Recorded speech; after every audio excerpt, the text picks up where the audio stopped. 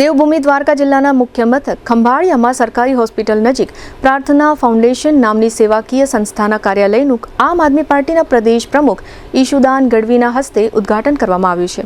આ કાર્યાલયના ઉદ્ઘાટન સમયે રક્તદાન કેમ્પનું પણ આયોજન કરવામાં આવ્યું હતું। આ કેમ્પના ઉદ્ઘાટનમાં સ્થાનિક સંતો મહંતો વગેરે ઉપસ્થિત રહ્યા હતા। પ્રાર્થના ફાઉન્ડેશન દેવભૂમિ દ્વારકા જિલ્લાના દર્દીઓ માટે રક્તની જરૂરિયાતથી માંડીને વ્હીલચેર સહિતના આરોગ્ય વિષયક સાધનો ઉપલબ્ધ કરાવશે એમ ઈશુદાન ગઢવીએ જણાવ્યું હતું।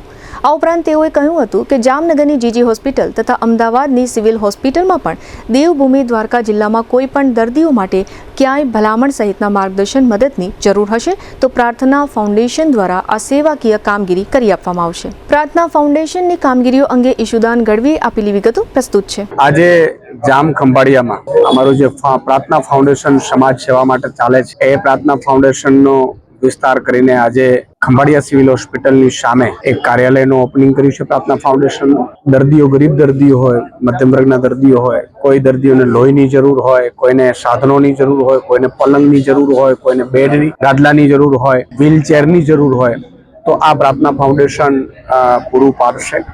હું તમામ દ્વારકાવાસીઓને પણ વિનંતી કરીશ કે આપ સૌ અહીંયા મુલાકાત લઈ અને જ્યાં જરૂર પડે પ્રાર્થના ફાઉન્ડેશન તમારી સાથે તમને મદદ કરશે અને આમાં આખો દ્વારકા જિલ્લો જોડાયો છે એનો મને ખૂબ આનંદ છે। આજે ખંભાળિયામાંથી વિવિધ સમાજના આગેવાનો છે, ભુવાતાઓ છે, સંતો મહંતો છે, એમણે પણ આ કાર્યમાં બિરદાવી ના કાર્યમાં સહયોગ આપ્યો છે। હું એ સૌનો પણ આભાર માનું છું।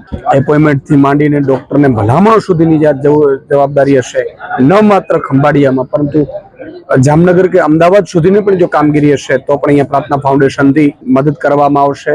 ભલામણો મારી કરવાની જરૂર પડશે તો પણ અહીંથી અમદાવાદ સિવિલ હોસ્પિટલ હોય કે જામનગર જીજી હોસ્પિટલો કે જે પણ હોસ્પિટલોમાં મદદ કરવાની થશે જેવા પ્રકારની એ આ પ્રાર્થના ફાઉન્ડેશન કામ અહીંથી કરશે।